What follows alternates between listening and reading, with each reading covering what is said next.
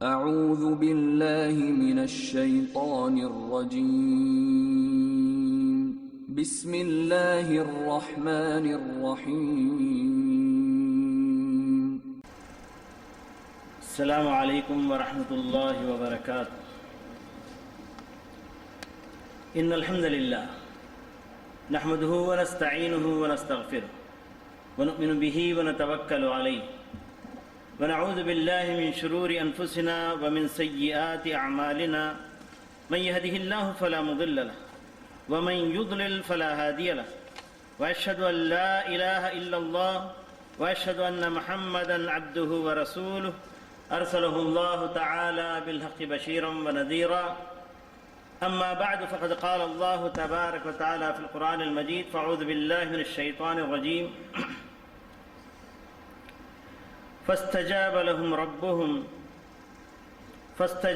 ربهم أني لا أضيع عمل عامل منكم من ذكر أو أنثى بعضكم من بعض۔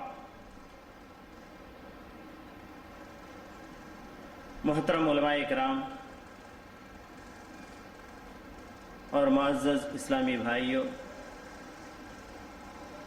اور خاص کر امت کی ماں اور بہن، آج کا یہ پروگرام جیسا کہ اعلان کیا گیا، بتایا گیا، اسلام میں عورتوں کے حقوق۔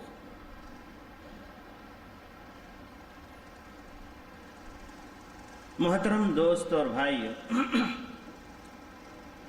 اسلام میں حقوق عورتوں کے کیا ہیں، اس کو معلوم کرنے سے پہلے دراسا دور جاہلیت کو یاد کرنا چاہیے، کیونکہ جب تک انسان جاہلیت کو نہیں جانتا، اسلام کی نعمت کو پہچانتا نہیں۔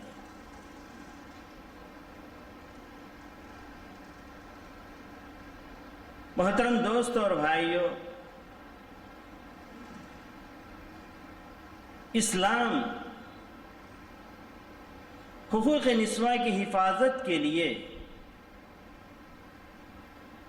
ایک ایسے موقع پر دنیا میں اپنا سر اٹھاتا ہے جبکہ صنف نازک ساری دنیا میں سسک رہی تھی، اس کا کوئی پرسان حال نہیں تھا۔ روم میں اس زمانے کا یورپ کہا جاتا ہے، اس بارے میں بحثیں ہو رہی تھی کہ آخر عورت کے اندر روح ہے کہ یا نہیں، اگر اس کے اندر روح ہے تو وہ انسانوں کے قبیل سے ہے کہ یا جانوروں کے قبیل سے۔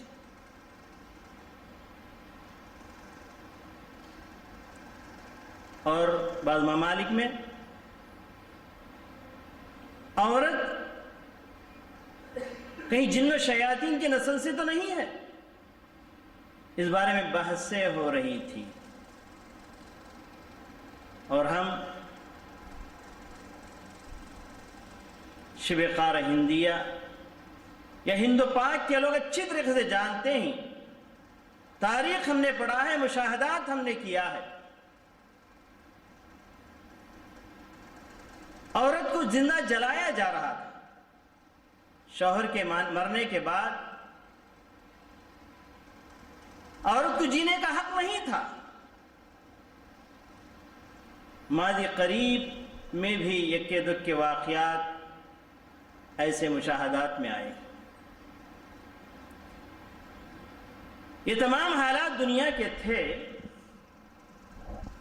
تو عرب کی دنیا میں اس سے کچھ الگ نہیں تھی۔ عرب کے حالات کو اللہ تبارک و تعالیٰ نے قرآن مجید کے اندر واضح کر دیا۔ وَإِذَا الْمَوْءُودَةُ سُئِلَتْ بِأَيِّ ذَنبٍ قُتِلَتْ،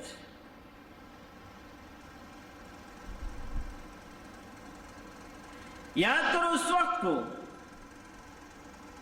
جبکہ زندہ دردور کرنے کی جانے والی بچی سے پوچھا جائے گا کس گناہ کے پاداش میں تجھ کو قتل کیا گیا ہے.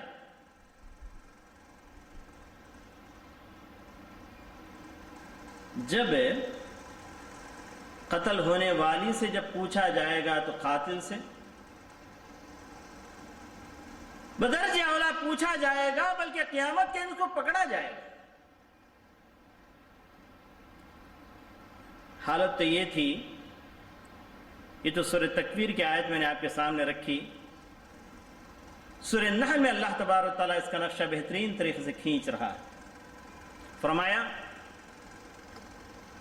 وَإِذَا بُشِّرَ أَحَدُهُم بِالْأُنثَىٰ ظَلَّ وَجْهُهُ مُسْوَدًّا وَهُوَ كَظِيمٌ يَتَوَارَىٰ مِنَ الْقَوْمِ مِنْ سُوءِ مَا بُشِّرَ بِهِ أَيُمْسِكُهُ عَلَىٰ هُونٍ أَمْ يَدُسُّهُ فِي التُّرَابِ أَلَا سَاءَ مَا يَحْكُمُونَ.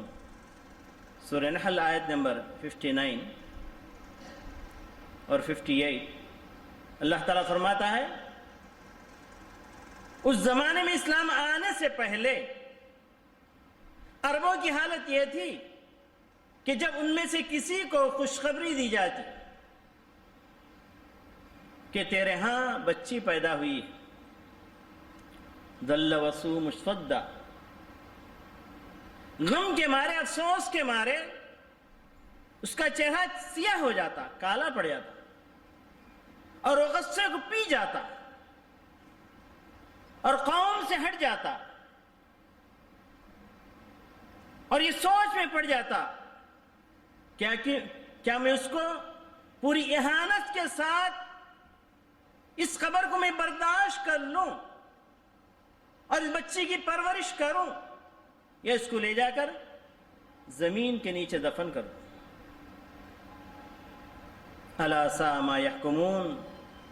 اللہ تعالی ارشاد فرماتا ہے یہ جو کچھ یہاں پر فیصلے ہو رہے تھے یہ بہت برے فیصلے تھے.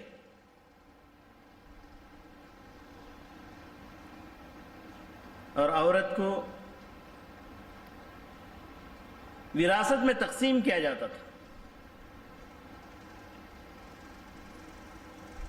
پھر آخر میں اللہ تبارک و تعالیٰ نے تاکید فرمایا اور کہا کہ یا ایھا الذین آمنوا لا یحل لکم ان ترثوا النساء کر رہا. اس سے پتہ چلتا ہے کہ اس زمانے کی حالت یہ تھی کہ جیسے ہی مرد کا انتقال ہوا اس کے رشتہ دار جمع ہو جاتے تھے. اور اس زمانے میں آپ کو پتا ہے کہ عربوں کے ہاں کئی بیویاں ہوا کرتی تھی.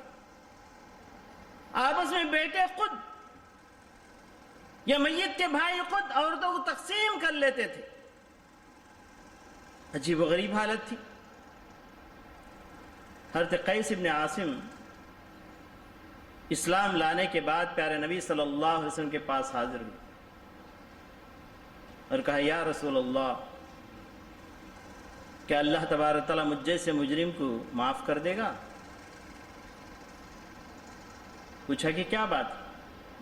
کہا کہ میں نے اسلام لانے سے پہلے 12 بچیوں کو، بعض روایتوں میں آتا ہے کہ 13 بچیوں کو میں نے زندہ درگور کر دیا.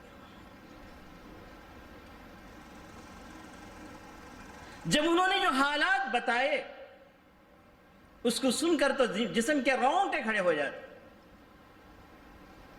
وہ بچی جسے اس کے لیے زندہ دفن کرنے کے لیے قبر کھودی جا رہی تھی، ایسے میں وہ بچی خود جو مٹی والد کے اوپر پڑتی تھی اس کو دور کر رہی تھی، لیکن والد کو رحم نہیں آیا.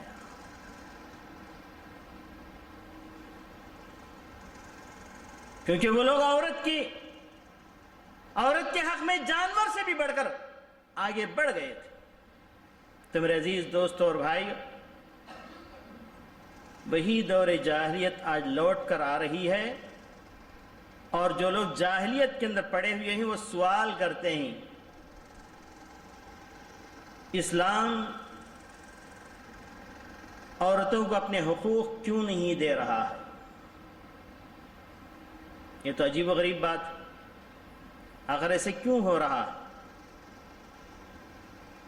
ایک بات کی طرف اشارہ کرتے ہیں میں آگے بڑھوں، اور حقائق کو ماننا پڑے گا، جو حقائق ہیں ان کو تو ماننا پڑے گا۔ اسلام آنے کے باوجود، قرآن حدیث کی تعلیمات ہمارے پاس ہونے کے باوجود،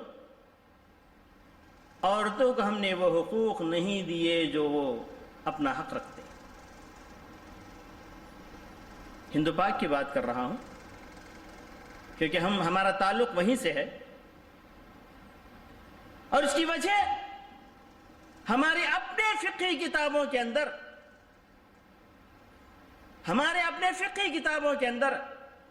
عورتوں کے حقوق کو مارا گیا۔ یہ میری اپنی بات نہیں، ایک محقق کی بات آپ کے سامنے پیش کر رہا ہوں۔ گولڈ زیہر ایک یہودی مستشرق تھا، یونان کا رہنے والا تھا۔ اس نے اسلام کے بارے میں بڑی تحقیقات کی، 30 سال یعنی کئی سالوں تک اس نے عالم اسلام کا دورہ کر کے کتابیں جمع کیا، اور 30 سال تک ان کتابوں پر بیٹھا رہا۔ اس کے ہاتھ میں قلم تھا۔ وہ لکھتا ہے کہ مجھے فقہ حنفی پڑھنے کے بعد ایسے لگتا ہے کہ شاید امام حنیفہ رحمۃ اللہ علیہ کو عورتوں سے دشمنی تھی، اور میں پر یقین کے ساتھ کہتا ہوں حضرت امام حنیفہ رحمۃ اللہ علیہ ان تمام فقہی اقوال سے بالکل بری۔ وہ تو قرآن حدیث کو ماننے والے تھے، قرآن حدیث کے مطابق انہوں نے فیصلے کیے، لیکن بعد والوں نے ایسے اقوال جو قرآن حدیث کے خلاف اقوال اپنے فقہی کتابوں میں لکھ کر امام حنیفہ رحمۃ اللہ علیہ کی طرف سے منسوب کر دیا۔ تو میرے عزیز دوستوں اور بھائیوں، بعض فقہی کتابوں میں آج بھی پڑھیں گے عورت کو کوئی حق نہیں گھر سے نکلنے کا، صرف زندگی کے اندر 2 مرتبے نکل سکتی ہے، ایک اس وقت جبکہ والد محترم کے گھر سے نکل کر شوہر کے گھر جاتی ہے، اور دوسرے اس وقت جبکہ دار فانی سے نکل کر شہر خموشہ قبرستان جاتی ہے۔ میرے عزیز دوستوں اور بھائی، آئیے ذرا قرآن و حدیث کو ہم تلاش کریں، قرآن و حدیث میں دیکھیں کہ اللہ تبارک تعالیٰ نے کون سے حقوق، کیسے حقوق عورتوں کے لیے رکھے ہیں، کیا ہم نے اس کو پورا کیا؟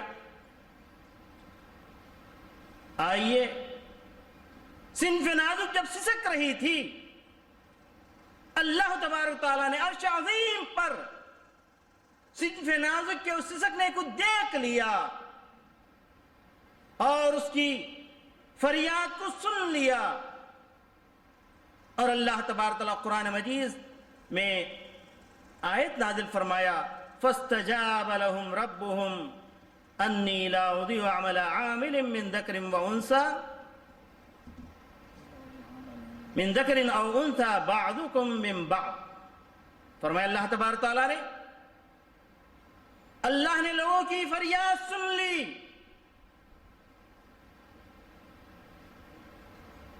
اور یہ اعلان کر رہا ہے کہ میں کسی کے عمل کو ضائع نہیں کروں گا، کسی کی محنت کو ضائع نہیں کروں گا، چاہے مرد ہو کہ یا عورت ہو۔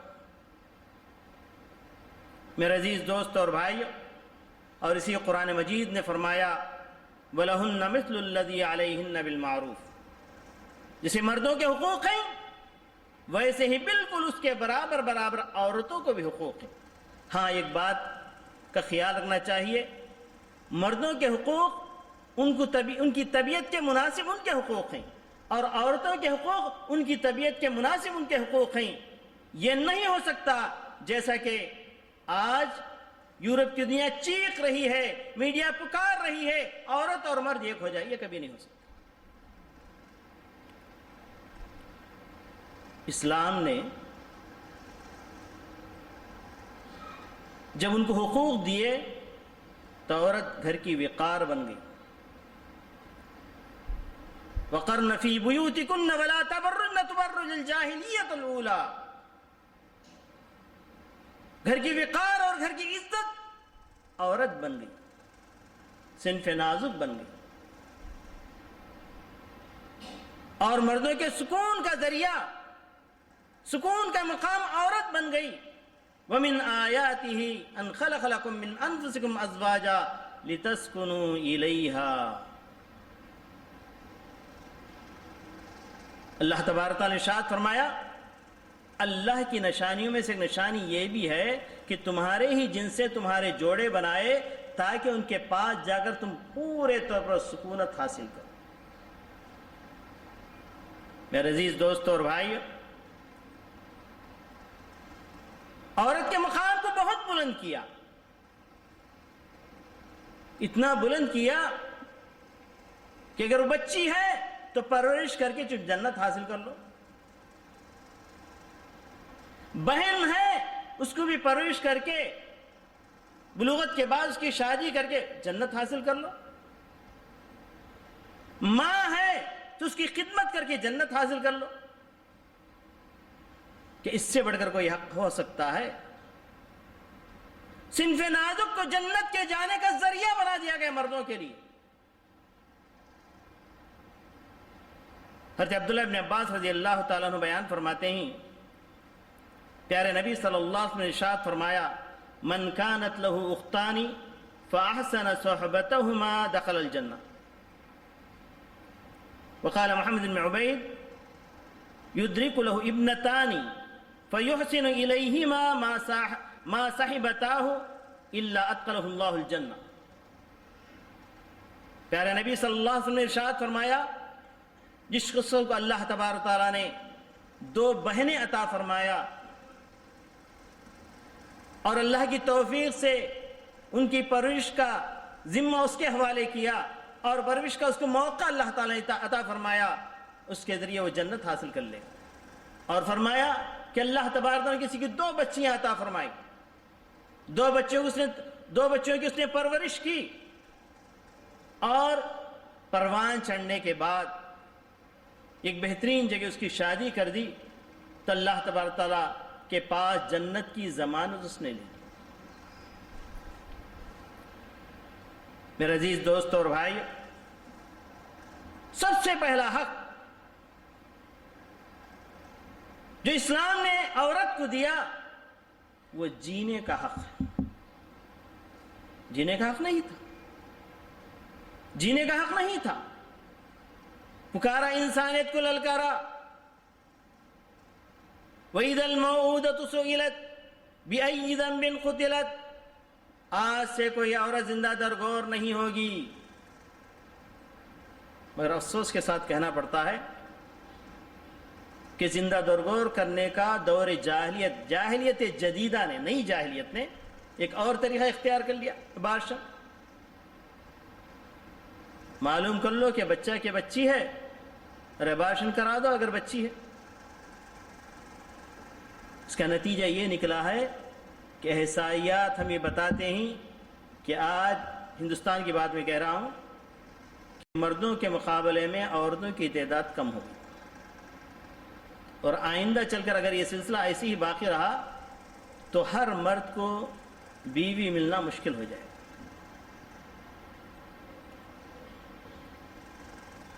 دوسرا حق نان نفقے کا حق ہے۔ اللہ کے رسول صلی اللہ علیہ وسلم نے ارشاد فرمایا، وَاسْتَوْصُوا بِالنِّسَاءِ خَيْرًا أَلَا وَإِنَّ حَقَّهُنَّ عَلَيْكُمْ أَن تُحْسِنُوا إِلَيْهِنَّ فِي كِسْوَتِهِنَّ وَطَعَامِهِنَّ۔ اللہ اکبر۔ عورتوں کا نان نقفہ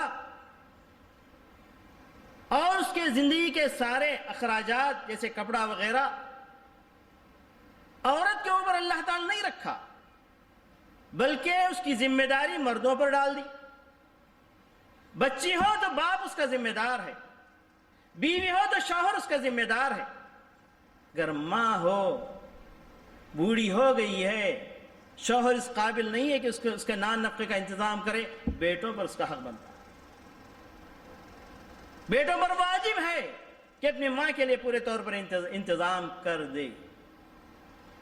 اور یہ اسلام نے جو حق جو دیا ہے عورت کی مجبوری پر نہیں ہے، یاد رکھیے عورت اپنی جگہ لکھپتی کروڑ پتی ہو سکتی ہے، ملازم پیشہ ہو سکتی ہے، سب کچھ ہو سکتی ہے، اس کے پاس جائیداد ہو سکتی ہے، سب کچھ ہو سکتی ہے، لیکن پھر بھی نان نفقہ کس کے اوپر فرض ہے؟ اس کے شوہر پر فرض ہے۔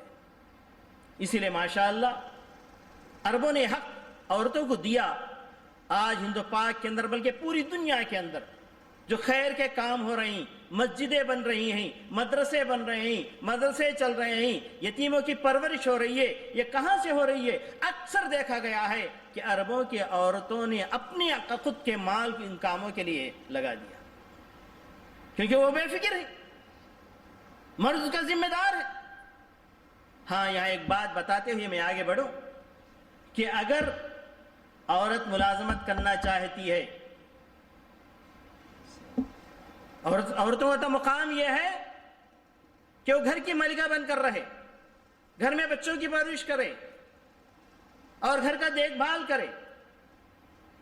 المرأۃ راعیۃ فی بیتہا، اللہ تبارک تعالیٰ نے عورت کو اس کے پورے گھر کی ذمہ داری اللہ تعالیٰ نے سونپ دی ہے، اور ہر شخص کل قیامت کے دن پوچھا جائے گا، عورت بھی اپنے گھر کے بارے میں پوچھی جائے گی۔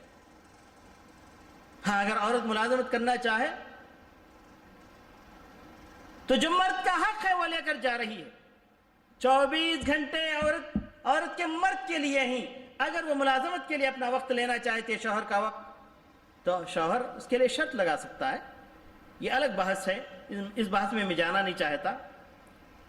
وعن عائشہ رضی اللہ تعالی عنہا دخلت ہند، دور نبوت کا ایک واقعہ ہے۔ اگر کوئی شوہر نان نفقہ نہ دے یا نان نفقہ دینے میں بخیلی کرے، اس کے لیے ایک مثال ہے دور نبوت کے ایک واقعے سے۔ ابو سفیان کا نام آپ نے سنا ہوگا۔ ابو سفیان قریش کے بہت بڑے سردار تھے۔ بڑے سردار ہونے کا مطلب یہ نہیں کہ عورتوں کے حق میں دل بھی بڑا ہو۔ پیارے نبی صلی اللہ علیہ وسلم نے سچ کہا ہے، خیرکم خیرکم لأہلہ وانا خیر لأہلی، تم میں کا بہترین شخص وہ ہے اپنے گھر والوں کے لیے بہتر ہے، اور میں اپنے گھر والوں کے لیے بہتر ہوں، یعنی مجھے نمونہ بناؤ۔ ہند جو ابو سفیان کی بیٹی آگر اس نے شکایت کی، یا رسول اللہ، ابو سفیان بڑے بخیل واقع ہوئے، میرے اور میرے بچوں کے لیے جو نان نفقے کی جتنی ضرورت ہے اتنا نفقہ نہیں دیتے، تو کیا میں ان کو پوچھے بغیر ان کے مال میں سے اتنا مال لے سکتی ہوں جو میرے اور میرے بچوں کے نفقے کے لیے کافی ہو جائے؟ پیارے نبی صلی اللہ علیہ وسلم نے اس کی اجازت دے دی، کہا کہ اتنا ہی لو جتنا تمہارے اور تمہارے بچے کے لیے کافی اور وافی ہو۔ تو پتہ چلا کہ چاہے عورت کتنی بھی بڑی اپنی جگہ مالدار ہو، لیکن اس کے نان نفقے کی ذمہ داری شوہر کے حوالے ہوگی۔ جب تک وہ بچی تھی باپ کے حوالے تھی۔ اور اسی لیے ایک حکمت کی بات یہاں بتاتا چلوں، لوگ اسلام کے اوپر بڑے بڑے اعتراضات کرتے ہیں۔ ایک اعتراض یہ بھی کیا جاتا ہے کہ میراث تو اسلام نے دیا ہے، لیکن للذکر مثل حظ الانثیین کہہ دیا کہ عورت کو ایک حصہ ملے گا، مرد کو 2 حصے ملیں گے۔ تو میرے عزیز دوست اور بھائی، مرد عورت کا ذمہ دار ہوتا ہے۔ الرجال قوامون علی النساء، یہ قیم ہے، عورت کی پوری ذمہ داری اپنے ہاتھ میں لیتا ہے اور اس کے اوپر خرچ کرتا ہے۔ اس لیے اللہ تبارک تعالیٰ نے اس کو 2 حصے وراثت کے رکھے اور عورت کے لیے 1 حصہ رکھا، اس لیے کہ پوری زندگی اس کے نان نفقے کی ذمہ دار وہ خود نہیں بلکہ مرد ہے، چاہے وہ باپ کی شکل میں ہو، چاہے وہ شوہر کی شکل میں ہو، چاہے وہ بیٹے کی شکل میں ہو۔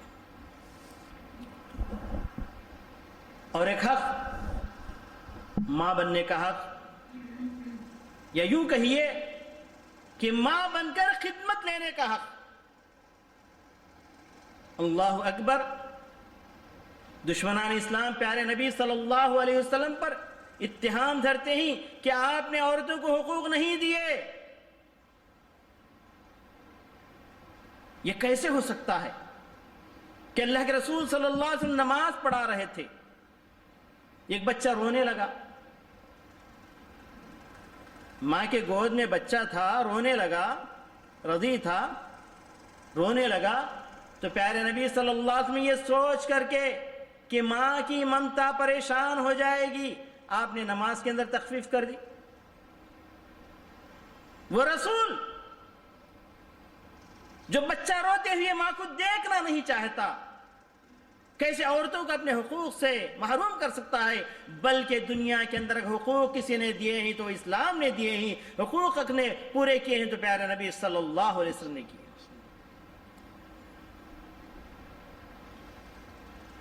حضرت بحز بن حکیم اپنے باپ سے روایت کرتے ہیں، اپنے دادا سے، انہوں نے آ کر کہا یا رسول اللہ من امر؟ قال امک۔ قلت من امر؟ قال امک۔ قلت من امر؟ قال امک۔ قلت من امر؟ قال اباک ثم الاقرب فالاقرب۔ میرے عزیز دوست اور بھائی، کتنی قیمتی حدیث ہے، عورتوں کے حقوق کو کتنے واضح طور پر بیان کر رہی ہے ماں کے حق۔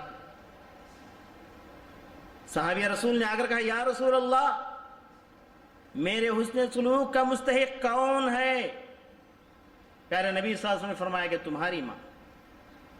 پھر پوچھا کہ میرے حسن سلوک کا مستحق کون ہے، کس کے ساتھ میں نیکی کروں؟ تو پیارے نبی صلی اللہ علیہ وسلم نے فرمایا کہ امک، تمہاری ماں۔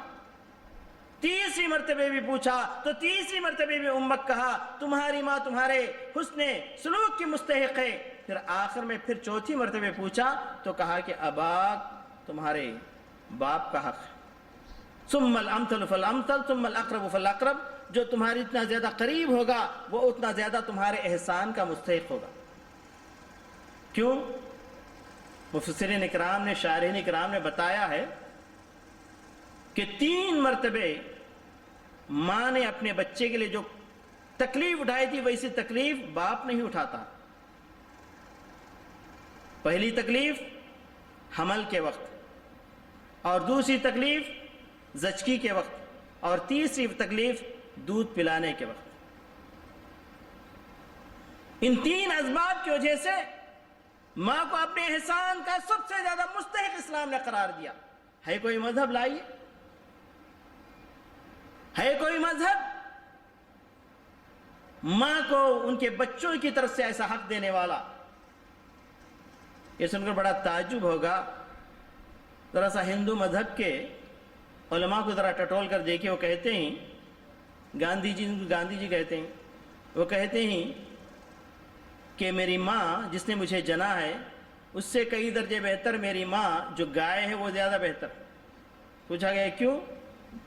اس لیے کہ ماں تو 2 سال دودھ پلاتی ہے، گائے تو زندگی بھر دودھ پلاتی ہے۔ ماں تو 2 سال پلا کر زندگی بھر ہم پر احسان جتاتی ہے، گائے تو کوئی احسان جتاتی نہیں، صرف کچھ چارہ گھاس وغیرہ مانگتی ہے۔ یہاں تک کہ اس نے کہا کہ اگر مر جائے ماں اس کو لے جا کر جلا دیا جاتا ہے یا اس کو زمین میں دفن کر دیا جاتا ہے، لیکن میری ماں جو گائے ہے اگر وہ مر بھی جاتی ہے تو ہم کو فائدہ پہنچاتی ہے، اس کی ہڈی کو بیچا جاتا ہے، اس کی چمڑے کو بیچا جاتا ہے، اس سے فائدہ اٹھایا جاتا ہے۔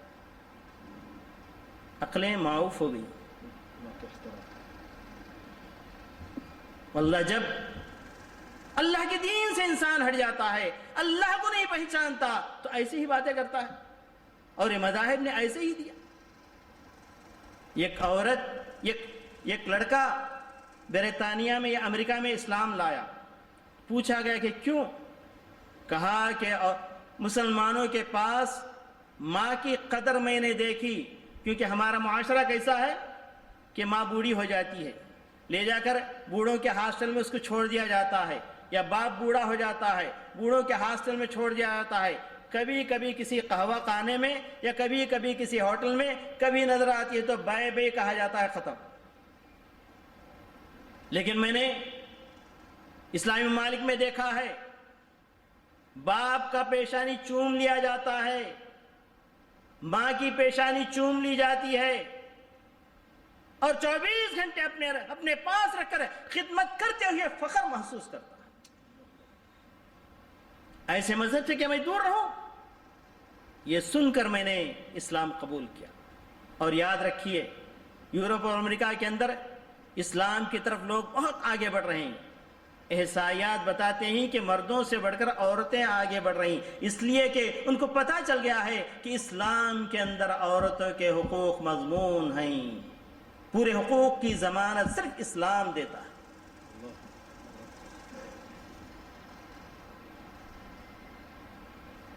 حق علم شروع ہی سے دنیا کے مجتمعات نے، دنیا کے سوسائٹیوں نے عورت کو علم سے محروم رکھا. اب علم کا دعویٰ کر رہے ہیں، لیکن اسلام نے شروع ہی سے طالب العلم فریضۃ علی کل مسلم کہہ کر، کل مسلم سے مراد لوگ اس کی تشریح کرتے ہیں کل مسلم و مسلمہ، لیکن حقیقت میں جب مرد کا ذکر آتا ہے تو عورت بھی اس کے ساتھ آ جاتی ہے. لیکن اس سے پہلے میں آپ کو ایک آیت بتاؤں، وَاذْكُرْنَ مَا يُتْلَى فِي بُيُوتِكُنَّ مِنْ آيَاتِ اللَّهِ وَالْحِكْمَةِ إِنَّ اللَّهَ كَانَ لَطِيفًا خَبِيرًا. اللہ تبارک تعالیٰ نے امہات المومنین سے خطاب کر کے کہا تم گھر کے اندر تعلیم حاصل کرو. کس کی تعلیم حاصل کرو؟ قرآن کی تعلیم حاصل کرو اور حدیث کی تعلیم حاصل کرو. ابن حزم رحمۃ اللہ علیہ کہتے ہیں یہاں پر ذکر ہے اور لفظ حکمت ہے. حکمت سے مراد یہاں پیارے نبی صلی اللہ علیہ وسلم کی سنت ہے. اس تعلیم کو تم حاصل کرو اور بعد میں آنے والوں تک اس علم کو پہنچاؤ. اور یہ تاریخ حقیقت ہے کہ ماں عائشہ کے سامنے آ کر بڑے بڑے صحابہ کرام رضوان اللہ علیہم اجمعین زانو ادب طے کرتے تھے، بیٹھتے تھے، سوالات کرتے تھے. دیکھیں ماں عائشہ سبحان اللہ بتایا جاتا ہے کہ اللہ کے رسول صلی اللہ علیہ وسلم نے جو حدیث بتائی کہ دنیا میں علم ختم ہو جائے گا لیکن مدینے میں باقی رہے گا. سیاتی علی الناس زمان یضربون اکباد الابل فلا یجدون عالما اعلم من عالم المدینہ. اس کی تشریح میں علماء اکرام لکھتے ہیں کہ پیارے نبی صلی اللہ علیہ وسلم کے بعد جو سب سے زیادہ عالم اس زمانے میں وہاں پر جو تھی ماں عائشہ، حضرت عائشہ رضی اللہ تعالیٰ عنہ. ایک زمانے میں علم ختم ہوتا جائے گا، لوگ ساری دنیا میں علم تلاش کریں گے اور تلاش کرتے ہوئے جب مدینہ پہنچیں گے مدینے کے اندر سب سے زیادہ بڑھ کر عالم پائیں گے. ہر زمانے میں اس طریقے سے عالم وہاں پر رہتے آئے. تو بہرحال علم کا حق بھی دیتا ہے اور اسی طریقے سے اسلام اپنے لیے عورتوں کے لیے باہر نکلنے کا حق دیتا ہے. عام طور پر جیسا کہ میں نے ابھی ایک فقہ کی طرف اشارہ کیا کہ اس کتاب میں یہ لکھا ہوا ہے کہ عورت 2 ہی مرتبے گھر سے باہر نکل سکتی ہے. لیکن دیکھیے یہ مسئلہ ہم نے جو مشکل بنا دیا ہے اس کی وجہ سے دشمنان اسلام کو موقع مل جاتا ہے اسلام کے بارے میں شبہات پیش کرنے کا. حق الخروج من البیت چاہے وہ عبادت کے لیے ہو کوئی دوسری حاجت کے لیے ہو. حضرت عمر رضی اللہ تعالیٰ عنہ کی ایک بیوی تھی، فجر کی نماز اور عشاء کی نماز دونوں نمازیں برابر مسجد نبوی میں پڑھا کرتی تھی. لوگوں نے آ کر پوچھا کیا بات ہے، تم روزانہ مسجد جا رہی ہو؟ حضرت عمر رضی اللہ تعالیٰ عنہ اس کو پسند نہیں کرتے ہیں، ان کی غیرت اس کو برداشت نہیں کر رہی ہے. تو اس نے پوچھا پھر عمر کو کیا ہو گیا، جب وہ ان کو پسند نہیں تو مجھے کیوں نہیں روکتے؟ کہا کہ ایک حدیث ہے اللہ کے رسول کی، اس وجہ سے حضرت عمر رضی اللہ تعالیٰ عنہ روک نہیں پاتے. حدیث کیا ہے؟ لا تمنعوا اماء اللہ مساجد اللہ. اے لوگوں، عورتوں کو یعنی اللہ کی لونڈیوں کو، اللہ کی باندیوں کو اللہ کے گھروں سے نہ روکو. اور آج پورے ہند و پاک کے اندر عورتوں کو مسجدوں سے روکا جا رہا. لیکن جب یورپ میں روکا گیا تو عورت وہاں خاموش نہیں بیٹھی. آپ کے معلومات کے لیے بتاؤں کتنے افسوس کی بات ہے، یہ واقعہ مصدقہ طور پر جنہوں نے آنکھوں سے دیکھا اس واقعے کو ہمارے سامنے بیان کیا. ایک کانفرنس ہوئی جس کے اندر مرد اور عورات سب کے سب جمع ہوئے. مرد تو مسجد میں چلے گئے نماز پڑھنے کے لیے جب نماز کا وقت ہوا، تو عورتوں نے جانا چاہا، امام صاحب نے روک دیا، مسجد میں تم آ نہیں سکتے، اور وہاں سے جھگڑا شروع ہو گیا۔ یہ ہمارا حق ہے، اللہ کے رسول نے کہا ہے لا تمنعوا اماء اللہ مساجد اللہ، یہ ہمارا حق ہے، ہمیں ملنا ہے۔ اور دوسری طرف کہا جاتا ہے نہیں، ہماری فقہ اس کی اجازت نہیں دیتی۔ دیکھتے ہی دیکھتے سامنے ایک چرچ تھا، چرچ کا جو پاسٹر تھا، جو فادر تھا، وہ چلا آیا، آ کر پوچھا کہ کیا بات ہے، کیوں جھگڑا ہو رہا ہے؟ عورتوں نے کہا کہ ہم نماز پڑھنا چاہتی ہیں، نماز کے لیے مسجد میں جگہ ہمیں نہیں دی جا رہی۔ اللہ اکبر! اس چرچ کے پادری کو غیرت آئی اور کہا کہ دیکھو اتنا بڑا ہمارا چرچ ہے، اس کا بہت بڑا صحن ہے جو بالکل پاک و صاف ہم نے دھو کر رکھا ہے، آؤ ہمارے چرچ میں اپنی نماز پوری کرو۔ اب بھلا بتائیے کہ غلطی کس کی ہے؟ ہماری ہے غلطی، اسلام کی غلطی نہیں ہے۔ ایک پاسٹر کہتا ہے کہ ہمارے میدان میں آ کر نماز پڑھ لیجئے، ایک امام کہتا ہے کہ ہماری مسجد میں عورت داخل ہی نہیں ہو سکتی۔ عجیب عجیب ہیلے بہانے بھی لوگ تلاش کر لیتے ہیں۔ جب عورتوں نے آواز اٹھائی، خاص کر کے برطانیہ کے اندر، برمنگم اور لندن وغیرہ میں بعض مسجدوں کا میں نے معائنہ کیا، تو وہاں پر دیکھا یہ گیا کہ عورتوں کے لیے تو مخصوص جگہ نماز کے لیے متعین نہیں کی گئی، لیکن یعنی پارٹی ہال کے نام سے الگ ہال بنایا گیا۔ پارٹی ہال، مصلی نہیں، پارٹی ہال اس کا نام رکھا گیا، لیکن وہاں جا کر کرتی گئیں عورتیں ہی نماز پڑھتی، وہاں جا کر کچھ کھائے پیے کچھ بنائے، اس کے لیے کچن بھی رکھا گیا، لیکن دینا پڑا۔ اور ہماری فقہ کہتی ہے کہ جنازہ مسجد میں نہیں آتا، اس کے لیے ہیلا تلاش کر لیا گیا۔ برمنگم کی مسجد میں نے دیکھا کہ سامنے مصلی کے پاس لفٹ رکھا گیا، اور لفٹ کے ذریعے جنازہ اوپر آتا ہے، مسجد میں تو لایا نہیں گیا، کیونکہ وہاں پر مسجدوں کے علاوہ کہیں جمع ہونے کے لیے جگہ ہی نہیں۔ تم اپنے اپنے ملکوں میں اپنی فقہ کے مطابق میدان مقرر کرتے ہوا جا کر نماز پڑھا جا سکتا ہے، لیکن وہاں کیا کریں گے؟ ان ہیلوں کی ضرورت نہیں۔ اسلام آسان ہے، اسلام انسان کی فطرت کے مطابق احکام دیتا ہے، اسلام کی فطرت کے مطابق اسلام برابر ان کو اپنے اپنے حقوق دیتا ہے۔ حقوق جب تک نہیں دیں گے ہم اس دنیا کے اندر بدنام ہوتے رہیں گے اور مار کھاتے رہیں گے۔ اور ضرورت کے لیے جیسے دوسری عورتیں نکلتی تھی، امہات المومنین بھی نکلتی تھی، کیونکہ اس زمانے میں یہ بنے بنائے لیٹرن نہیں تھے، تو ہوا یہ کہ حضرت عمر رضی اللہ تعالیٰ کی غیرت اس کو برداشت نہیں کرتی تھی۔ ایک مرتبہ حضرت سودا رضی اللہ عنہا، جو ام المومنین ہماری ماں ہیں، وہ خط میں بہت لمبی تھی اور موٹی بھی تھی۔ جب وہ قضائے حاجت کے لیے رات میں عشاء کے بعد جب نکلی تو پکار کر کہا اے سودا، ہم نے تم کو پہچان لیا۔ حضرت عمر رضی اللہ تعالیٰ عنہ نے وہ چاہ رہے تھے کہ کوئی حجاب والی آیت نازل ہو جائے، اے سودا ہم نے پہچان لیا۔ اور جیسے ہی سنا، حضرت سودا رضی اللہ تعالیٰ کی غیرت اس کو برداشت نہیں کر سکی، فوراً چلی آئی پیارے نبی صلی اللہ علیہ وسلم کے پاس آ کر کہنے لگی یا رسول اللہ، یہ ماجرا ہے، حضرت عمر رضی اللہ تعالیٰ عنہ نے مجھے اس طریقے سے آواز دی ہے۔ تو اسی وقت پردے کی آیت نازل ہوئی اور عورتوں کو اجازت دے دی گئی کہ پردے میں نکل کر کہیں بھی جا سکتی، ساری دنیا گھوم کر آ سکتی ہے۔ ہاں، اس کے جو شرائط ہیں، محرم کے ساتھ کہاں جانا ہے، محرم کے بغیر کتنی دور تک جا سکتی ہے، یہ الگ بات ہے، لیکن باہر نکلنے کی اجازت مل گئی۔ تو میرے عزیز دوست اور بھائیوں، اس طریقے سے عورت کو اللہ تبارک تعالیٰ نے بہت سے حقوق دیے ہیں چونکہ ہم نہیں جانتے۔ اور مثال کے طور مال کا حق، اللہ تبارک تعالیٰ ارشاد فرماتا ہے للرجال نصیب مما ترک الوالدان والاقربون وللنساء نصیب مما ترک الوالدان والاقربون مما قل منه او کثر۔ اللہ اکبر!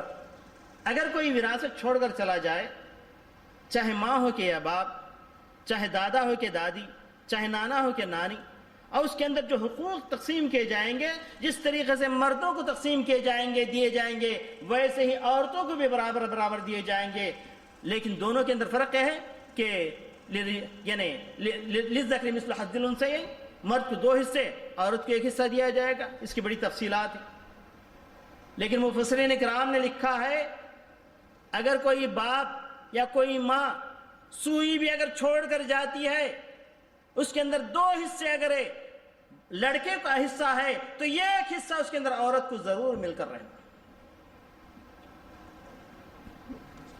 اور اللہ تبارک و تعالیٰ نے ارشاد فرمایا ہاں یہ جو مال کمانا اور مال کا ملنا یہ نصیب کی بات ہے، اس لیے اللہ تبارک و تعالیٰ نے ارشاد فرمایا وَلَا تَتَمَنُّوا بِمَا فَضَّلَ اللَّهُ بَعْضَكُمْ عَلَى بَعْضٍ لِلرِّجَالِ نَصِيبٌ مِّمَّا اكْتَسَبُوا وَلِلنِّسَاءِ نَصِيبٌ مِّمَّا اكْتَسَبْنَا وَاسْأَلُوا اللَّهَ مِن فَضْلِهِ إِنَّ اللَّهَ بِكُلِّ شَيْءٍ عَلِيمٌ۔ فرمایا اللہ تبارک و تعالیٰ نے اللہ تعالیٰ نے جو فضل دیا ہے، جو مال کسی کو زیادہ دے دیا، اس پر آپ پریشان نہیں ہونا اور ان پر حسد نہیں کرنا، بلکہ اللہ تبارک تعالیٰ نے مردوں کو اتنا نصیب رکھا ہے جتنا وہ کماتے ہیں، عورتوں کو اتنا نصیب رکھا ہے جتنا وہ کماتے ہیں۔ عورت کو کمانے کا ذکر یہاں پر آیا ہے قرآن مجید کے اندر، عورت کما بھی سکتی ہے، جیسے دور نبوت کے اندر حضرت زینب رضی اللہ تعالیٰ عنہ جو زوج مطہرہ تھی، باقاعدہ اپنی کاریگری سے لوگوں کو رکھا تھا اور باقاعدہ وہ مال کمایا کرتی تھی اور کما کر غریبوں میں خرچ کیا کرتی تھی۔ صاحب ید طولہ کہا گیا، بہت لمبے ہاتھ والی حضرت زینب رضی اللہ تعالیٰ عنہ، اس لیے کہ وہ بہت یتیموں اور غریبوں کو بہت دیا کرتی تھی۔ تو میرے عزیز دوست اور بھائیو، یہ مال کا حق دنیا کی کوئی بھی شریعت لا لیجیے اسلامی شریعت کے علاوہ، کیا کسی کے پاس یہ حق لکھا ہوا ہے؟ آئی حق الزواج، اللہ اکبر، حق زواج کا جب ذکر آتا ہے تو مجھے یہ واقعہ یاد آتا ہے۔ میں یورپ کے سفر پہ تھا، پیرس ایئرپورٹ پہ جب پہنچا میں تو دیکھتا کیا ہوں کہ خاتون تقریباً 40-50 سال کی خاتون ہوگی، بن ٹھن کے سور کے آئی ہے اور آ کر صبح ایئرپورٹ میں کوئی نہیں، چپراسیوں کے علاوہ اور کوئی نہیں، ہر چپراسی کے پاس جاتی ہے اور جا کر کہتی ہے کہ کس می، مجھے بوسہ دیجیے، اور بوسہ لے رہی۔ اور یہ عورت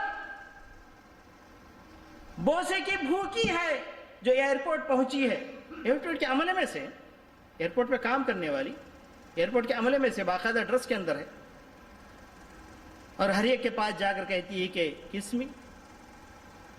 اس سے اندازہ لگ گیا کہ عورت جب تک جوان ہے اس سے فائدہ اٹھایا جاتا ہے، جیسے ہی وہ بوڑھی بنتی ہے اس کو کچرے کی کنڈی میں پھینک دیا جاتا ہے۔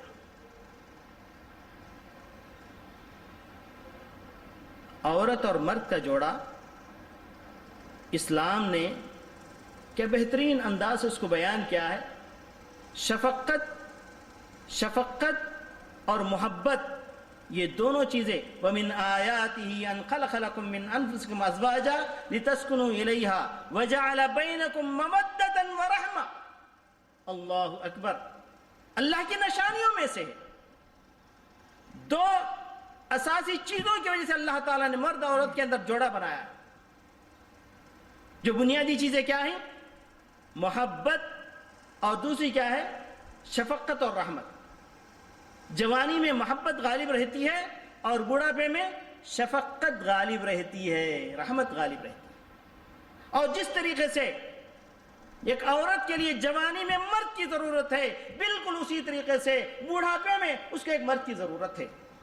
اور لوگوں سے پوچھئے جو لوگ بغیر جوڑے کے ہیں، اس لیے اللہ تبارک و تعالیٰ نے ارشاد فرمایا وَأَنكِحُوا الْأَيَامَ مِنكُمْ وَالصَّالِحِينَ مِنْ عِبَادِكُمْ وَإِمَائِكُمْ إِنْ يَكُونُوا فُقَرَاءَ يُغْنِهِمُ اللَّهُ مِنْ فَضْلِهِ۔ اللہ اکبر، کتنی بہترین آیت ہے۔ اللہ تبارک و تعالیٰ ارشاد فرماتا ہے، حکم دیتا ہے مومنین کو، جو لوگ بغیر جوڑے کے ان کے جوڑے بنا دو، جو لوگ بغیر جوڑے کے ہیں ان کے جوڑے بنا دو، چاہے آزاد ہو کہ چاہے غلام اور لونڈی ہو۔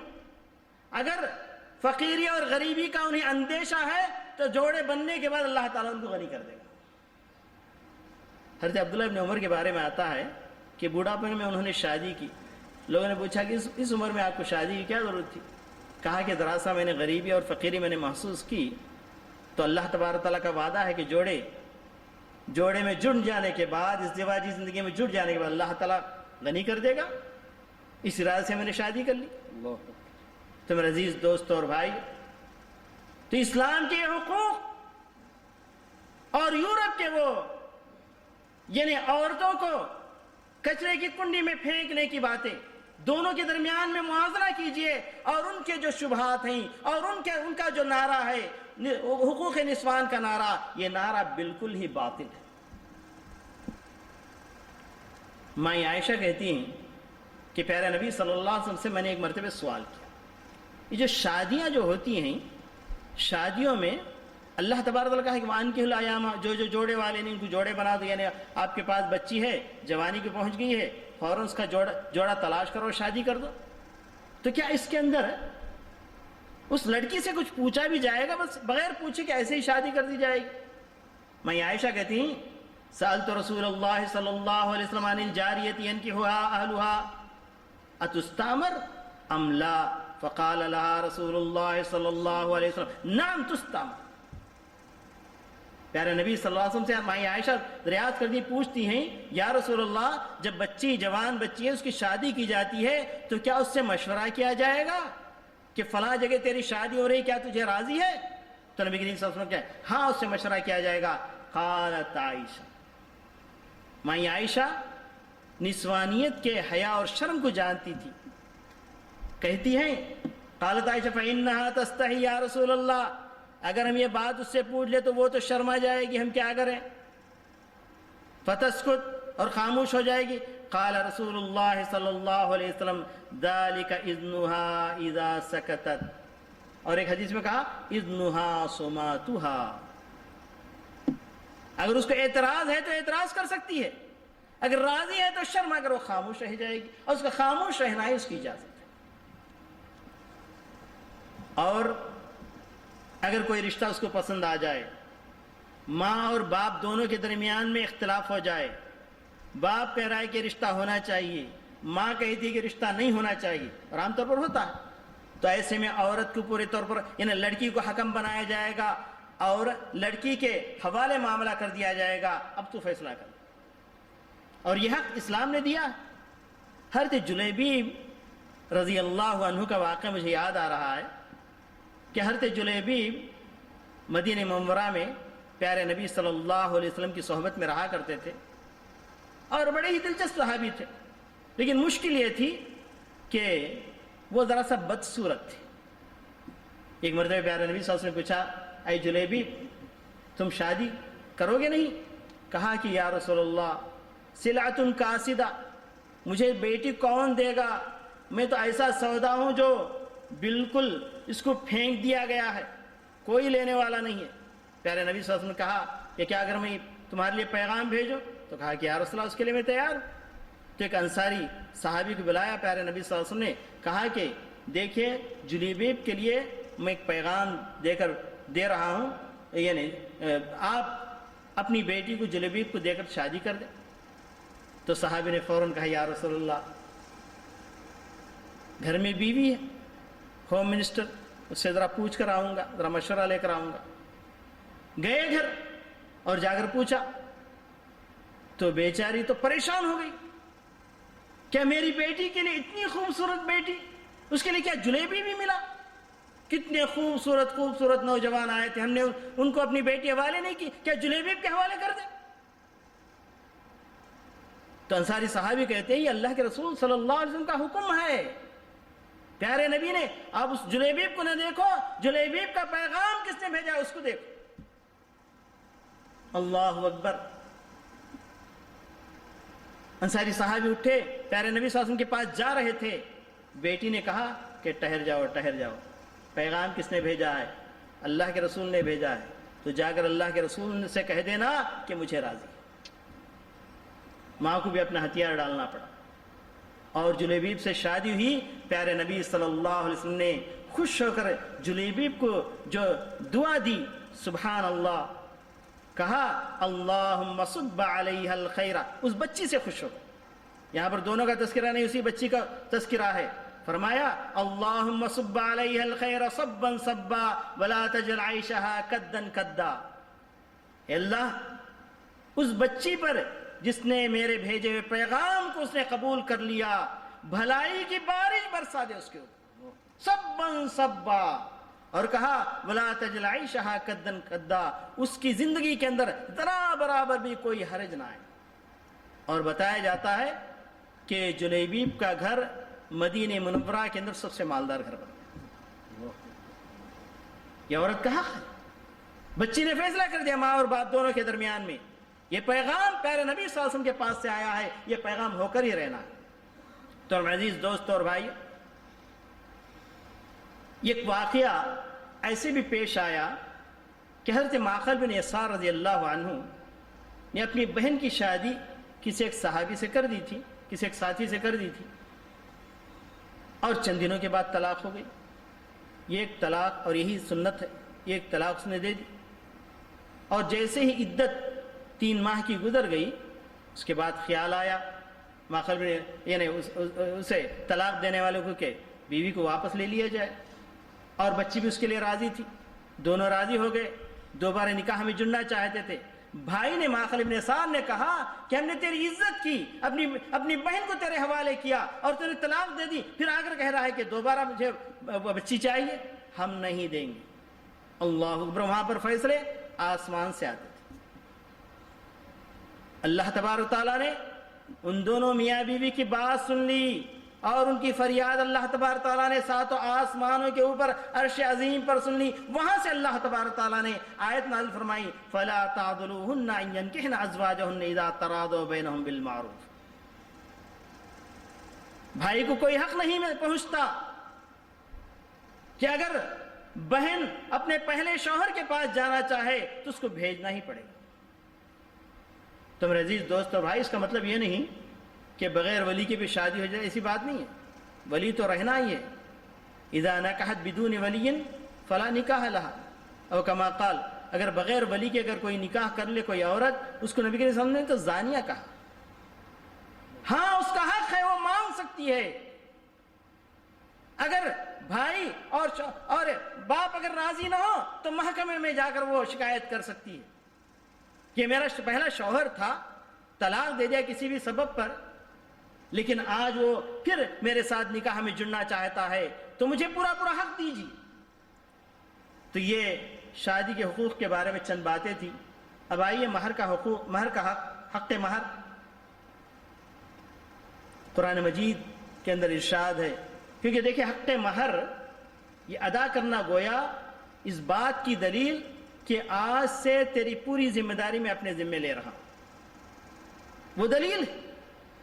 اگر ہمارے جو معاشرے ہیں، ہند و پاک کے معاشرے، جہاں پر جوڑے کی رقم دی جاتی ہے اور پورا گھر لڑکی والوں ہی کو سجانا پڑتا ہے، دراصل اس سے بھی اگر آگے بڑھ جائے جیسے سری لنکا وغیرہ میں تو گھر بنا کر دینا پڑتا، تو یہ فطرت کے بالکل ہی خلاف.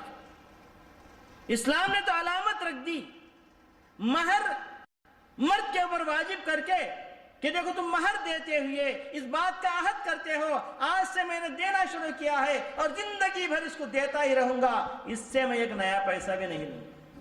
یہ عہد ہے. ایک عورت جن کا بھی نام زینب تھا، بہت مالدار تھی، پیارے نبی صلی اللہ علیہ وسلم کے پاس آ کر کہا کہ میں اپنے زکوٰۃ کا مال اپنے شوہر کو دینا چاہتی ہوں. پیارے نبی صلی اللہ علیہ وسلم نے کہا کہ آپ دیجیے. ہاں اگر شوہر غریب ہے، لاچار ہے، عورت اپنے زکوٰۃ کا مال نکال کر شوہر کو دے سکتی ہے، اس کے برعکس نہیں. اس کے برعکس نہیں. آپ کہیں گے میں زکوٰۃ کا مال میں بیوی کو کھلاؤں گا، نہیں، یہ جائز نہیں، یہ بالکل جائز نہیں. تو بہرحال کہنے کا مطلب یہ ہے کہ مرد کو اللہ تعالیٰ قوام بنایا ہے، قیم بنایا ہے، وہ برابر عورت کے اوپر خرچ کرتا رہے گا. یہ مہر کا حق ہے. فرمایا اللہ تبارک تعالیٰ نے کہ وَإِنْ آتَيْتُمْ إِحْدَاهُنَّ قِنْطَارًا فَلَا تَأْخُذُوا مِنْهُ شَيْئًا، اگر اس کو قنطار کہتے ہیں احد کے پہاڑ کے برابر، احد کے پہاڑ کے برابر بھی اگر اس کو سونا دے دیا ہے تو مجھ سے ایک پائی بھی نہ لو. اور ہمارے معاشرے میں کیا ہوتا ہے، یہ عورت کا حق یہ حق بالکل ہی پامال کیا جاتا ہے۔ مہر تو بہت بڑا بڑا متعین کر دیا جاتا ہے، اور جب یعنی پوری زندگی ایسے ہی گزر جاتی ہے بغیر مہر کے، اور جب آخری عمر میں جب اس کی جان جاتی رہتی ہے تو کہا جاتا ہے حق مہر معاف کر دو، حق مہر معاف کر دو، حق مہر معاف کر دو۔ میرے عزیز دوست اور بھائیو، یہ اللہ کا متعین کردہ حق ہے، اس کو مل کر رہنا ہے، ایسی کوئی بات نہیں چل سکتی۔ اور اگر کوئی شوہر مہر کا پیسہ لا کر بیوی کو دے دے تو بیوی کو پریشانی شروع ہو جاتی ہے ہمارے اپنے معاشرے کے اندر، ارے مہر کا پیسہ دے رہا ہے، کہیں طلاق تو نہیں دے دے گا، کہیں طلاق تو نہیں دے دے گا، کیونکہ اتنے عادی بن گئے ہیں کہ زندگی بھر مہر کے بغیر آپ اپنی بیوی سے تعلقات قائم کر رکھے ہیں۔ ڈرنا چاہیے کہ کہیں یہ تعلقات ناجائز تو نہ ہو جائے۔ مہر معجل، پیارے نبی صلی اللہ علیہ وسلم کے زمانے میں ایک صحابی آئے، کہا کہ یا رسول اللہ اگر فلاں عورت آپ کو پسند نہیں ہے، عورت اگر اپنے آپ کو اللہ کے رسول کے حوالے کیا تھا، پیارے نبی صلی اللہ علیہ وسلم کو ضرورت نہیں تھی، اللہ کے رسول اگر تمہیں اس کی حاجت نہیں ہے تو میرے نکاح میں دے دیجئے۔ پیارے نبی صلی اللہ علیہ وسلم نے کہا مہر لاؤ، مہر لاؤ۔ کہا کہ یا رسول اللہ سوائے بدن کے کپڑوں کے میرے پاس کچھ بھی نہیں ہے، جاؤ جا کر تلاش کرو، ولو خاتما من حدید، ایک لوہے کی انگوٹھی سے ہی اپنے گھر میں جا کر تلاش کرو، مل جائے گی تو مہر میں دے کر آپ اپنے نکاح میں اس عورت کو لے سکتے ہیں۔ کہا کہ یا رسول اللہ میں نے جا کر دیکھ لیا، تلاش کیا، اور آ کر کہا کہ یا رسول اللہ وہ چیز بھی میرے پاس نہیں ہے۔ اس کے بعد نبی صلی اللہ علیہ وسلم نے کیا کہا، اگر مہر کے بغیر، مہر ادا کیے بغیر یا مہر معجل کے ساتھ اگر شادی ہو سکتی تو اس صحابی کی شادی ہونی چاہیے تھی، لیکن نبی صلی اللہ علیہ وسلم نے نکاح نہیں کیا۔ کیا کہا؟ یہ مہر حق اس کا دینا ہے۔ تمہیں کچھ سورہ یاد ہے؟ کہا کہ ہاں یاد ہے۔ تو پھر یہ سورہ اسے عورت کو سکھا دو، اور جو سکھانے کا جو اجر ہوگا وہ تمہارا مہر ہو جائے گا۔ پھر اس کے بعد پیارے نبی صلی اللہ علیہ وسلم نے اس کی شادی کی۔ تو میرے عزیز دوستو، حق مہر ہے یہ ضرور۔ اور یہ بڑا اعتراض عورت کے اوپر یہ کیا جاتا ہے کہ مرد کو طلاق کا حق ہے، عورت کو چھٹکارا کوئی نہیں ہے۔ تو دیکھیے وہی آیت جس آیت کے اندر اللہ تبارک طلاق کا ذکر کیا ہے، وہاں پر اللہ تبارک تعالیٰ خلا کا بھی ذکر کیا ہے۔ جیسے عورت کو شوہر اگر ناپسند ہے، شوہر اگر ستاتا ہے تو اس سے علیحدہ ہونے کا پورا حق ہے۔ جس طریقے سے بیوی نالائق نکلی، اگر نافرمان نکلی تو اس سے چھٹکارا حاصل کرنے کے لیے طلاق کا ایک طریقہ رکھا گیا ہے، اسی طریقے خلا کا طریقہ بھی رکھا گیا ہے۔ اللہ تبارک تعالیٰ ارشاد فرماتا ہے الطلاق مرتان فامساک بمعروف اور تسریح باحسان، دو مرتبہ الگ الگ مجلسوں میں طلاق ہو، اور اس کے بعد یا تو اس کو تیسری مرتبہ چھوڑ دینا ہے احسان کے ساتھ، یا پھر اس کو یعنی اپنا لینا ہے اچھے طریقے سے۔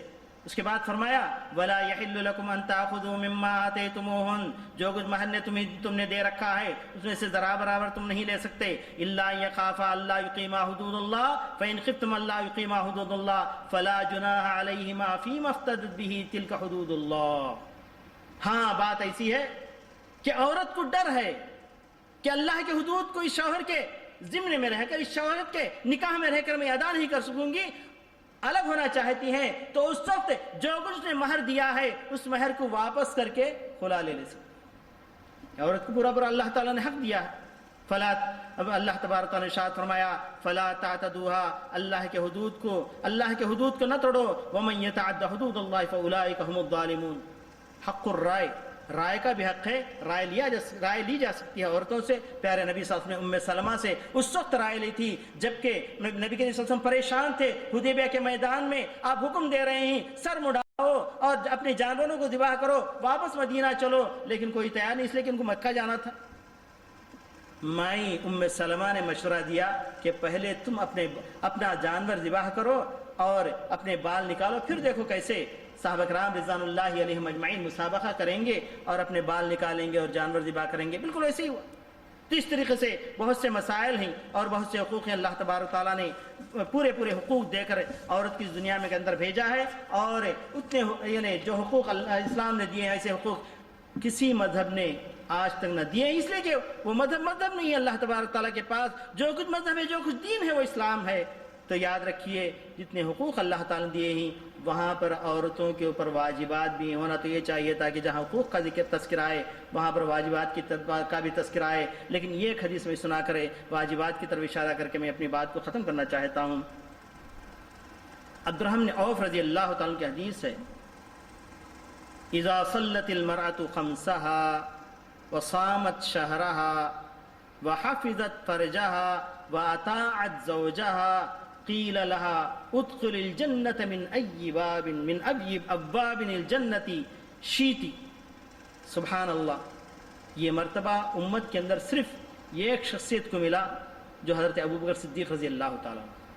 ایک مرتبہ پیارے نبی صلی اللہ علیہ وسلم نے جنت کا ذکر کیا، کہا کہ جنت کے اندر جو لوگ نمازی ہیں باب الصلاۃ سے جنت کے اندر جائیں گے، جو لوگ روزے دار ہیں باب الریان سے جائیں گے، جو زکوٰۃ والے ہیں زکوٰۃ کے دروازے سے جائیں گے. حضرت ابوبکر صدیق رضی اللہ تعالیٰ عنہ اللہ تعالیٰ ان کے اوپر اللہ تعالیٰ ان سے راضی ہو جائے. انہوں نے پوچھا یا رسول اللہ کوئی ایسا شخص ہے جو پورے دروازے سے بلایا جائے؟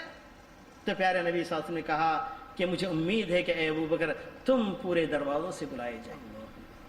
لیکن یہ حق سبحان اللہ ہر عورت حاصل کر سکتی ہے، صرف عورت کے لیے، مرد کے لیے نہیں.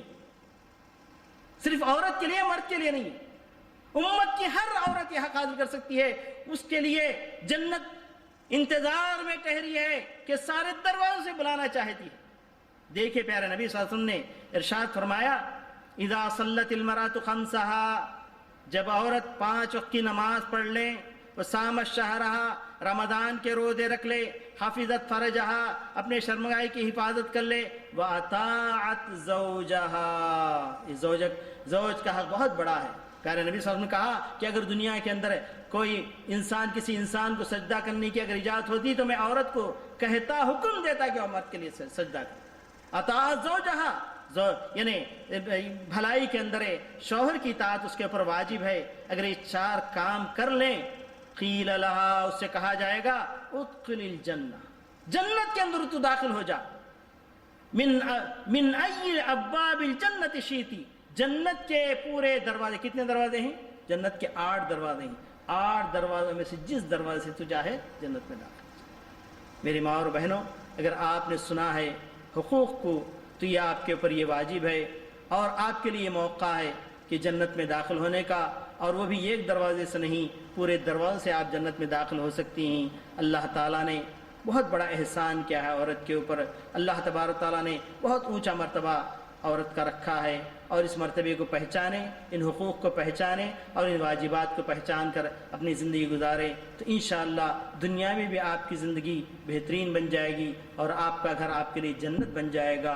اگر ان حقوق کو نہ پہچانیں، ان واجبات کو نہ پہچانیں اور زندگی گزارنا چاہے تو پھر آپ کا گھر جہنم نما بن جائے گا. اللہ تعالیٰ ایسے مواقع سے ہمیں بچائے. اللہ تبارک تعالیٰ ہمیں عورتوں کو مردوں کے حقوق، مردوں کو عورتیں حقوق پہچاننے کی توفیق عطا فرمائے اور بہترین زندگی، سعادت کی زندگی اللہ تعالیٰ سب کو عطا فرمائے. اللہ تعالیٰ جب تک اس دنیا میں رکھے ہمیں امن و امان کے ساتھ رکھے. جب کبھی ہماری موت آئے ہماری زبانوں پر کلمہ طیب لا الہ الا اللہ محمد رسول اللہ ہو. جہاں قیامت کے دن نفس نفسی کا عالم ہوگا وہاں پر پیارے نبی حضرت محمد مصطفیٰ صلی اللہ علیہ وسلم کی سفارش ہمارے نصیب میں ہو اور اللہ تبارک تعالیٰ جنت اور دوزخ کا فیصلہ فرمائے تو اپنی رحمتوں سے ہمیں جنت الفردوس کا فیصلہ ہمارے حق میں فرمائیں. ربنا تقبل منا انك انت السميع العليم وتب علينا انك انت التواب الرحيم واخر دعوانا الحمد لله رب العالمين.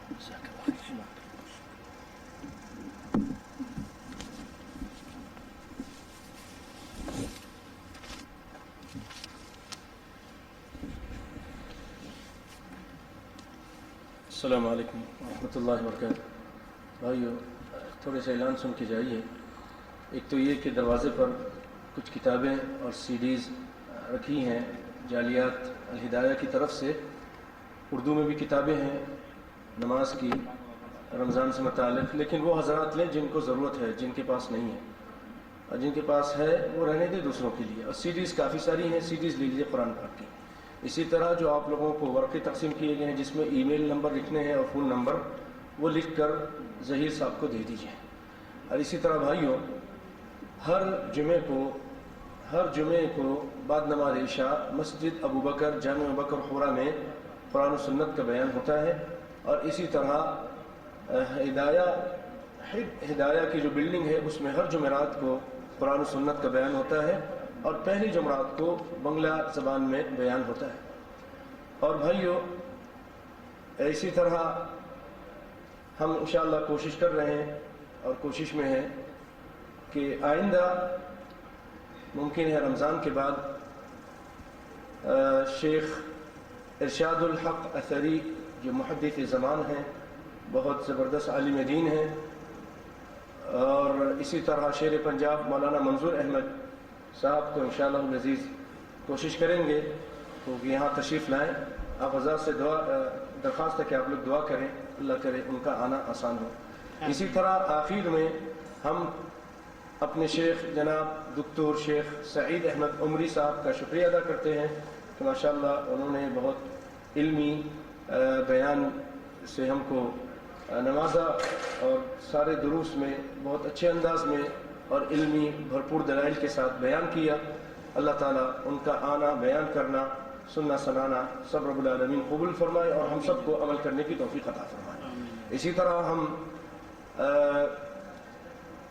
الہدایہ مرکز الہدایہ للجالیات یہ شکریہ ادا کرتا ہے شیخ صاحب کا بھی، اور وزارت شؤون اسلامیہ اوقاف کا بھی، اسی طرح مرکز الفرقان للجالیات لتوعیت الجالیات جو دکتور عبداللہ عبدالحمید صاحب، ان تمام ان کے جتنے بھی کارکنان ہیں، خاص طور پہ جناب مظفر خان صاحب، ان سب کا شکریہ ادا کرتا ہے کہ انہوں نے بھی بھرپور تعاون کیا، اور اس کے ساتھ ساتھ سارے کارکنان کا ہم شکریہ ادا کرتے ہیں۔ ہمارے ایک ڈرائیور صاحب ہیں، انہوں نے فی سبیل اللہ اپنی گاڑی دی، اللہ تعالیٰ ان کے برکت عطا فرمائے اور ان کی ساری پریشانیاں دور فرمائے اور ان کی جلد از جلد شادی فرما دے، آمین۔ وہ ہمارے بھائی ہیں، اللہ تعالیٰ ان کے لیے آسانیاں فرمائے، دن دنیا کی بھلائیاں عطا فرمائے۔ بھائیوں، اسی پر اکتفا کرتے ہیں، اور آخری نصیحت میں یہی کروں گا، جیسے آج آپ نے سنا درس میں، بہت سارے لوگ شادی کرنے کے بعد بیوی پر بہت ظلم کرتے ہیں، مارتے ہیں، پیٹتے ہیں، گالیاں دیتے ہیں، چوٹی سے پکڑ کے گھر سے نکال دیتے ہیں، ماں باپ کو گالی دیتے ہیں، بہت ظلم کرتے ہیں۔ ایسے لوگوں کو اللہ سے ڈرنا چاہیے۔ عورتیں اکثر شکایت کرتے ہیں کہ یہ مرد اس قدر ظلم کرتے ہیں، ان لوگوں کو اللہ سے ڈرنا چاہیے۔ یہ کسی کی بیٹی ہے اور یہ کسی کی بہن بھی ہے، اور تم اگر اس طرح ظلم کرو گے تو تمہاری بہن کے ساتھ بھی ہوگا اور تمہاری بیٹیوں کے ساتھ بھی ایسے ہی کچھ ہوگا۔ کما تدین تدان۔ تو جو ظالم قسم کے مرد ہیں وہ اپنی مردانگی کہیں جا کے باہر دکھائیں، عورتوں پر یہ تم اتنا ظلم کرنا، یہ کون سے بہادری اور مردانگی ہے؟ بہت سارے ہڈیاں توڑ دیتے ہیں، نیل ڈال دیتے ہیں، اور پھر اس کے بعد گالیاں دیتے ہیں ان کے ماں باپ کو۔ ایسے ظالموں کو اللہ ہدایت عطا فرمائے، اور عورتوں کو بھی ہدایت دے کہ وہ اپنے شوہروں کی، جیسے شیخ نے کہا، اطاعت کریں۔ بعض عورتیں ہیں وہ کام کرتی نہیں ہیں، جب شوہر باہر ہے جیسے گھر آئیں گے تو ساری کام شروع کر دیں گے، بچوں کو روٹی نہیں دی، دودھ نہیں دیا، چائے نہیں بنایا، ناشتہ نہیں کیا، پھر جھگڑے شروع ہوتے ہیں، پھر طلاقیں ہوتی ہیں۔ عورتوں کو بھی پتہ چلنا چاہیے کہ شوہر کی اطاعت ہم پر اللہ تعالیٰ نے واجب کی، تو ان کی اطاعت کریں جس میں اللہ اس کے رسول کا حکم ہے، جس میں نافرمانی اس میں اطاعت نہیں کریں۔ لا طاعۃ لمخلوق فی معصیۃ الخالق۔ تو شوہر کے حقوق کو پہچانیں، اس کی اطاعت کریں، اور باہمی مشورے کے ساتھ چلیں، اور مرض ظلم نہ کریں۔ وجزاکم اللہ خیرا۔ بھائیو، یار زندہ صحبت بات ایک اشکال سن جائیے شیخ صاحب سے۔ لوگوں کے ایک اشکال ہو گیا ہے کہ ماقل بن یسار رضی اللہ تعالیٰ عنہ کی بہن کا واقعہ جو بتایا گیا کہ اس کے اندر بہن اگر پہلے شوہر کے پاس جانا چاہ رہی تھی جو طلاق دے چکا تھا، تو کس طریقے سے ہو گئی؟ تو یہ ایک طلاق ہو گئی، 3 مہینے عدت گزر گئی، تو بالکل طلاق بائن ہی وہ الگ ہو گئی۔ تو اب جو نکاح میں جائے گی، نکاح کے ساتھ جائے گی، نکاح کے بغیر جا نہیں سکتی۔ ہاں، عدت کے دن گزر رہے ہیں، اگر واپس لینا چاہے تو لے سکتا تھا بغیر نکاح کے۔ عدت چونکہ ہو چکی تھی، 3 ماہ گزر چکے تھے، تو اب جو شوہر کے نکاح میں جائے گی تو نہیں، اس کے نکاح کے بعد جائے گی نہیں، اور تجدید نکاح کیا جائے گا۔ ہاں، اگر یہی طلاق یعنی 3 طلاق، 2 مرتبہ طلاق ہوئی، تیسری مرتبہ اس نے طلاق دے دی ہے، الگ مجالس میں طلاق دی ہے، تو یہ طلاق مغلظہ ہے، تو اس کے بعد وہ اس کے لیے جائز نہیں ہے، پہلے شوہر کے لیے جائز نہیں ہے۔ یہ ایک طلاق چونکہ ہوئی، 3 مہینے گزر گئے، جائز، لیکن 3 طلاق ہو گئے زندگی میں کبھی بھی جو 3 طلاق، تو اس کے بعد بالکل جائز نہیں ہوگی، الا ہے کہ کسی اور شوہر کے پاس جائیں اور وہاں نکاح ہو اور وہ طلاق دے دے تو پھر اس کی نکاح میں آ سکتی ہے، یا وہ شوہر مر جائے تو اس وقت پہلے شوہر کے نکاح میں آ سکتی ہے، اس سے پہلے نہیں آ سکتی۔ نکاح کے بغیر بھی، نکاح کے ساتھ بھی، نکاح کے بغیر کسی حالت میں نہیں آ سکتی، حتیٰ تنکح زوجن غیرہ۔ یعنی 3 طلاقیں جو البتہ طلاق ہو، مغلظہ طلاق ہو، اس کے بعد جو شادی ہوگی وہ شادی کی نیت سے ہو، اس نیت سے نہ ہو کہ میں اس کو اپنے بھائی کے لیے اس کو حلال کروا دوں، تو وہ تو حلالہ ہے۔ لعن اللہ المحلل والمحلل له، آپ صلی اللہ علیہ وسلم نے لعنت کی ہے۔ نیت یہ ہو کہ میں گھر بسانے کے لیے شادی کر رہا ہوں، پھر وہ مر جائے یا طلاق دے دے، پھر اس کے بعد وہ پہلے شوہر کے لیے حلال ہو جائے گی۔ تو بھائیو لعنت ہے، اور حلالہ سے بچیں، اور حلالہ جو ہے نا وہ ایک قسم کا زنا ہے، اور یہ لوگ کرتے ہیں۔ اللہ تعالیٰ ان لوگوں کو ہدایت دے۔